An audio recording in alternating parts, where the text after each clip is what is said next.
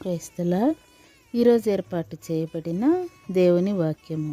నీతిమంతులు ఇచ్చు ఫలము జీవవృక్షము, జ్ఞానము గలవారు ఇతరులను రక్షించుదురు. ఆమెన్. సామెతల గ్రంథము 11వ అధ్యాయము 30వ వచనం. నీతిమంతుడు దేవునికి అనుకూలంగా జీవిస్తూ చేసే ప్రతి మంచి కార్యము అంటే ప్రేమ, దయ, సత్యము, న్యాయము ఒక జీవవృక్షం లాంటిదట.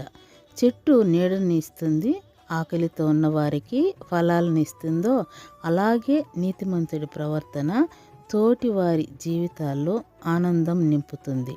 మనుషులు మీ మంచి క్రియలను చూచి పరలోకమందున్న మీ తండ్రిని మహిమపరచునట్లు వారి ఎదుట మీ వెలుగు ప్రకాశింపనీయుడి అని వాక్యం సెలవిస్తుంది. అందుకే మన జీవితము ఇతరులకు ఆశీర్వాదకరంగా ఒక జీవవృక్షంలా ఉండాలి. మన మాటల ద్వారా, చేతల ద్వారా సత్యమైన మార్గాన్ని చూపించి దేవుని మహిమపరుద్దాము. ఆమేన్. Praise the lord.